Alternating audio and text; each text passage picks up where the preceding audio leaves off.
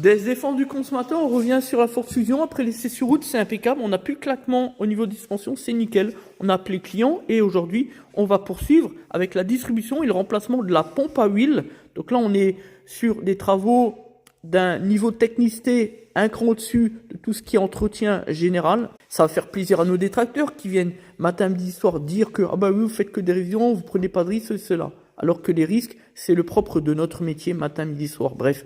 Donc là, le remplacement de la pompe à huile, qui est un gros bloc qui est fixé en bas de la distribution, autour du vilebrequin, ce qui est logique, puisque le vilebrequin, c'est lui qui emmène la pompe comme ça pour la faire fonctionner. Voilà, pour comprendre, voilà ce que c'est ça. Donc là, on empiète sur le carter inférieur du moteur en dessous, et puis vous avez tout un tas de fixations autour, le joint SPI ici, et puis la pompe qui est naturellement intégrée à l'intérieur. On le voit bien ici, clac, et ici, clac, dans ses prises sur le vilebrequin. Du coup, on a un mécanisme qui tourne comme ça avec le vilebrequin et qui fait fonctionner la pompe. La maladie là-dessus, c'est le joint ici qui s'aplatit ou qui se coupe. Deuxième maladie, au niveau de la surpression ici, voilà un écrou qui est indémontable, nous on le sait par expérience, et qui fuit. La solution elle est simple, c'est le remplacement de cette pièce, même si elle est coûteuse, c'est la solution, d'autant qu'il y a une mise à jour constructeur avec la modification des pressions pour finalement mieux garantir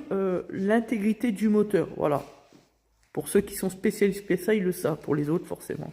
Donc là, il s'agit de faire du travail sérieux de qualité, donc on remplace la pompe. On ne démonte surtout pas une pompe pour faire la réfection des joints, surtout vu le travail que ça implique, et finalement pour derrière s'apercevoir que ça ne tient pas, et finalement redéposer à nouveau la pompe avec tout le travail que ça implique, et puis finalement la remplacer. Je n'en dirai pas plus, ça c'est les bricoleurs qui viennent sur YouTube pour montrer qu'ils font le maximum pour éviter que ça coûte cher aux clients, mais qui dans leur quotidien passent leur temps à arnaquer ces mêmes consommateurs. Je n'en dirai pas plus là encore. Je le dis souvent, chef d'entreprise, ce sont des responsabilités, on ne fait pas n'importe quoi. On fait surtout au départ du travail de qualité.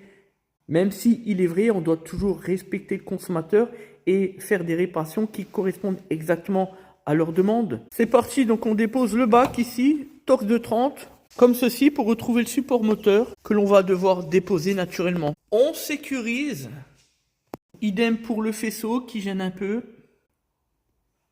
les caches que l'on dépose ensuite pour retrouver les premiers éléments de la distribution. On s'oriente sur les points de calage, le trou ici, direction le trou culasse ici.